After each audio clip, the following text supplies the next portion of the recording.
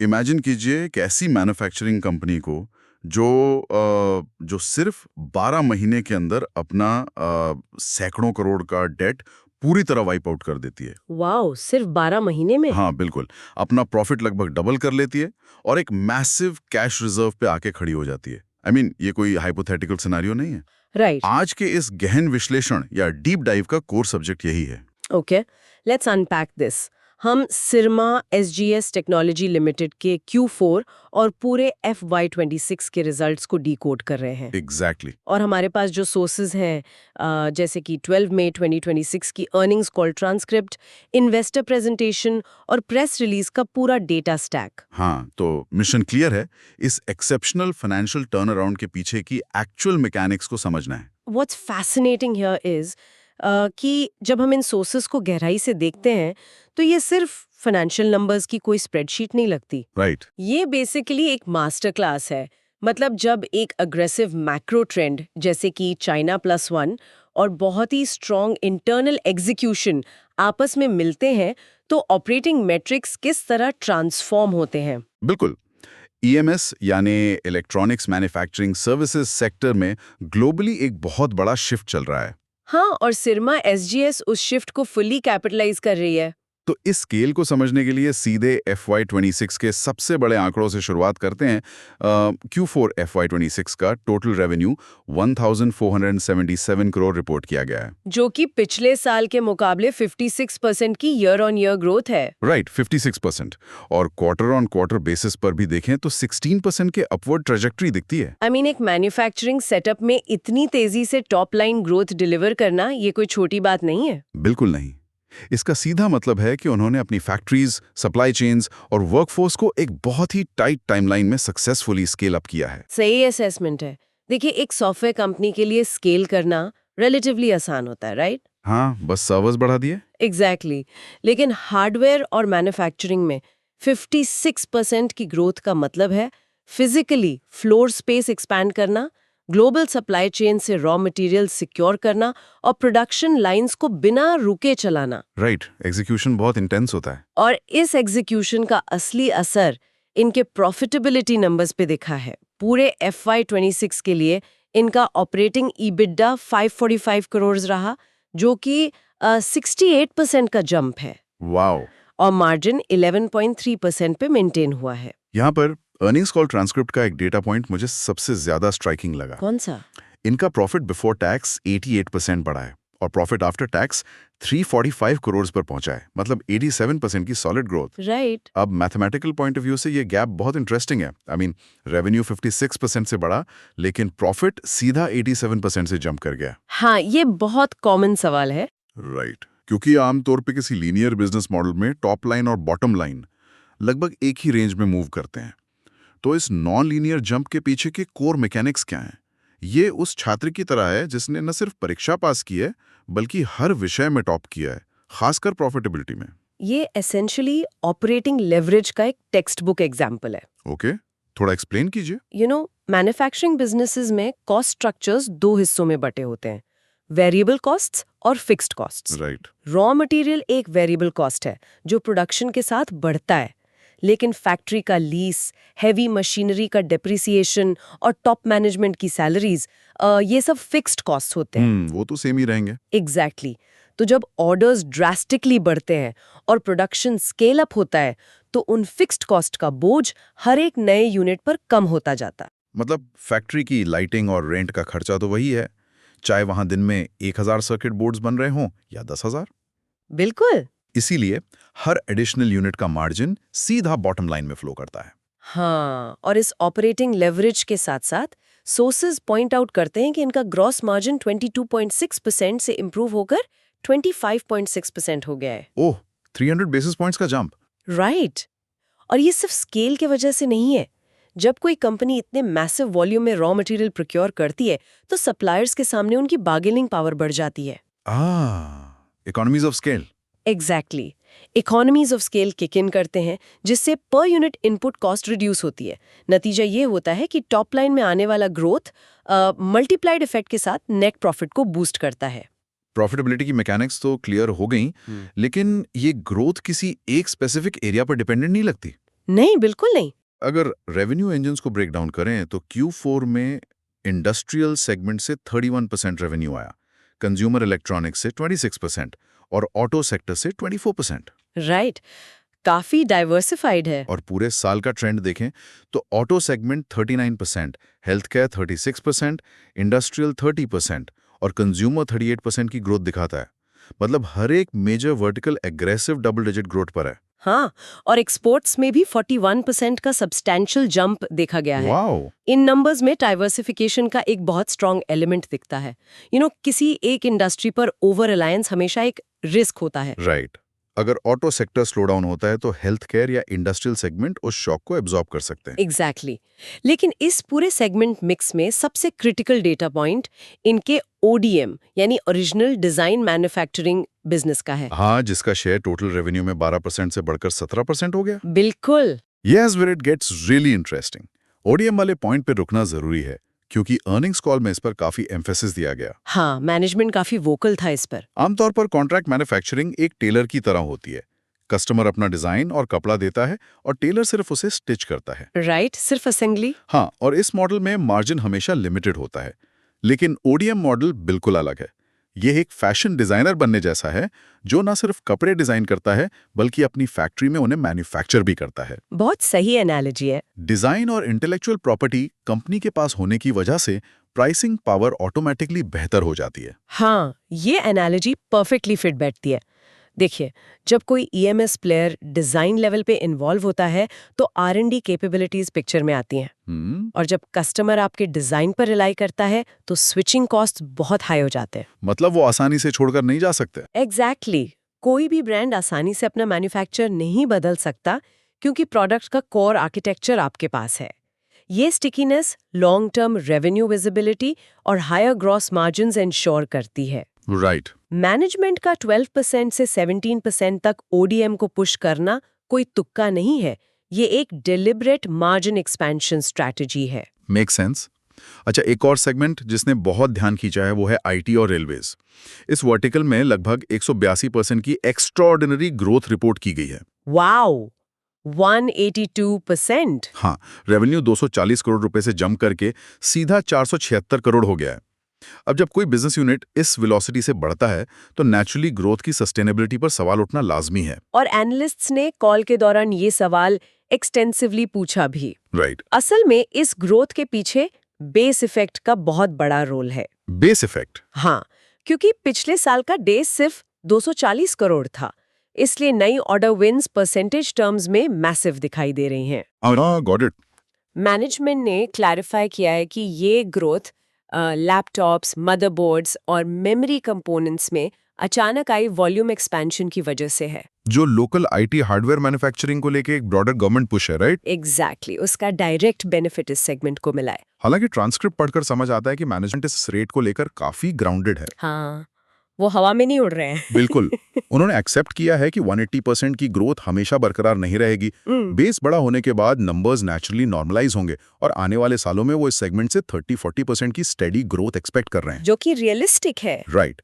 अब इस operational success के अगले लॉजिकल फेज पर चलते हैं, बैलेंस शीट। सबसे इम्पोर्टेंट पार्ट, FY 25 के एंड में कंपनी की बैलेंस शीट पर 664 करोड़ का नेट डेट था। राइट, शुद्ध कर्ज। हाँ, और एक साल बाद FY 26 के क्लोज पर वो पूरी तरह से डेट फ्री होकर 467 करोड़ की नेट कैश पोजीशन में आ गए हैं। That is massive. Exactly total outstanding date 611 crore से कंप्रेस होकर 353 करोड़ रह गया है और उनके पास 820 करोड़ के कैश इक्विवेलेंट्स अवेलेबल हैं। इसे अगर हम एक रियलिस्टिक सिचुएशन से कंपेयर करें तो ये किसी फैमिली बजट जैसा है, जैसे किसी ने अपना सारा क्रेडिट कार्ड का बिल चुका दिया हो और अब उसके सेविंग अकाउंट में पैसे भरे हों। बिल्कुल सही कहा। जब कंपनी इंटरेस्ट पेमेंट्स के बोझ से मुक्त हो जाती है तो वो कैपिटल फ्यूचर एक्सपेंशन के लिए कंप्लीटली फ्री हो जाता है। उनका ROC यानी रिटर्न ऑन कैपिटल एम्प्लॉयड 12.4% से बढ़कर 16.9% हो गया है। राइट। इस इंप्रूवमेंट का सीधा मतलब है कि बिजनेस में लगा हर एक रुपया अब पहले से ज्यादा एफिशिएंटली रिटर्न्स जनरेट कर रहा है। और इस कैपिटल एफिशिएंसी के पीछे की सबसे बड़ी मैकेनिक्स है इनका वर्किंग कैपिटल मैनेजमेंट। ओके। किसी भी मैन्युफैक्चरिंग कंपनी के लिए कैश फ्लो सबसे बड़ा चैलेंज होता है, क्योंकि पैसा इन्वेंट्री और रिसीवेबल्स में फंसा रहता है। हाँ, सप्लायर्स को पे करना है, क्लाइंट से पैसा आना बाकी है। एग्जैक्टली। शर्मा एसजीएस ने अपने नेट वर्किंग कैपिटल डेज को 73 से रिड्यूस करके 63 डेज कर दिया है। यानी रॉ मटेरियल खरीदने, प्रोडक्ट बनाने और कस्टमर से पेमेंट आने तक का जो पूरा साइकिल है वो अब 10 दिन छोटा हो गया है। एग्जैक्टली। और इन 10 दिनों का इम्पैक्ट सीधा कैश फ्लो स्टेटमेंट पर दिखता है। एग्जैक्टली। जब साइकिल्स फास्ट होते हैं तो पैसा सिस्टम में जल्दी वापस आता है। मैनेजमेंट ने मेंशन किया कि उनके नए डिफेंस बिजनेस के ऐड होने से उन्हें बेटर पेमेंट टर्म्स मिले हैं, जिससे इन्वेंट्री मैनेजमेंट इंप्रूव हुआ है। हाँ, डिफेंस कॉन्ट्रैक्ट्स। हाँ, इस टाइटन्ड वर्किंग कैपिटल की वजह से कंपनी ने FY26 में 290 करोड़ का ऑपरेटिंग कैश फ्लो जनरेट किया। वाओ। जब इंटरनल ऑपरेशंस ही इतना solid free cash flow through कर रहे हो तो एक्सटर्नली डेट लेने की जरूरत खुद ब खुद खत्म हो जाती है। ये इंटरनल फंडिंग लूप उन्हें एक मैसिव कंपेटिटिव एडवांटेज देता है। राइट। लेकिन एक चीज जो थोड़ी सरप्राइजिंग थी, इन सब strong data points, net cash position, improved ROCE, 87% profit jump, इन सब के बावजूद मैनेजमेंट कमेंट्री में एक अनएक्सपेक्टेड सावधानी दिखाई दी। हाँ, वो काफी कॉशियस साउंड कर रहे थे। राइट। अर्निंग्स कॉल में Q&A सेशन के दौरान मैनेजमेंट का टोन कॉन्फिडेंट था, लेकिन वो क्लियरली बहुत कॉशियस भी थे। उदाहरण के तौर पर FY26 में लगभग 12% EBITDA मार्जिन डिलीवर करने के बाद भी FY27 के लिए उन्होंने सिर्फ 10.5% से 11% का कंजर्वेटिव गाइडेंस इशू किया है। राइट। इसके अलावा प्रीमियर एनर्जीज के साथ कैसोलार कंपनी एक्वायर करने के लिए जो जॉइंट वेंचर था, वो डील भी उन्होंने कैंसिल कर दी क्योंकि सेलर कंडीशंस मीट नहीं कर पाया। तो मेरा सवाल ये है, जब फंडामेंटल्स इतने स्ट्रांग हैं तो आगे के लिए मैनेजमेंट भविष्य के मार्जिन को लेकर इतना कंजर्वेटिव क्यों है? क्या ये चिंता का विषय है? If we connect this to the bigger picture, okay.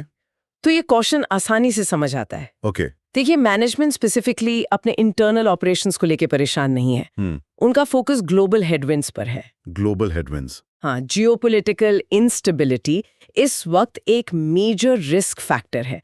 Red C crisis और ग्लोबल शिपिंग रूट्स में जो डिस्ट्रप्शंस चल रहे हैं, उसका सीधा असर फ्रेट कॉस्ट्स पर पड़ता है। राइट। शिपिंग कंटेनर्स की शॉर्टेज। एग्जैक्टली। कंटेनर शॉर्टेजेस और ट्रांसपोर्टेशन डिलेज की वजह से सप्लाई चेन बहुत अनप्रिडिक्टेबल हो जाती है। और उसके ऊपर रॉ मटेरियल, स्पेशली मेटल्स की प्राइसेस ग्लोबली वॉलेटाइल है। हाँ, इलेक्ट्रॉनिक्स मैन्युफैक्चरिंग में कॉपर, एल्यूमिनियम और रेयर अर्थ मेटल्स का हैवी कंजम्पशन होता है। हाँ, अगर इनपुट कॉस्ट अचानक स्पाइक करती है तो मार्जिन पर इमीडिएट प्रेशर आता है, राइट? बिल्कुल।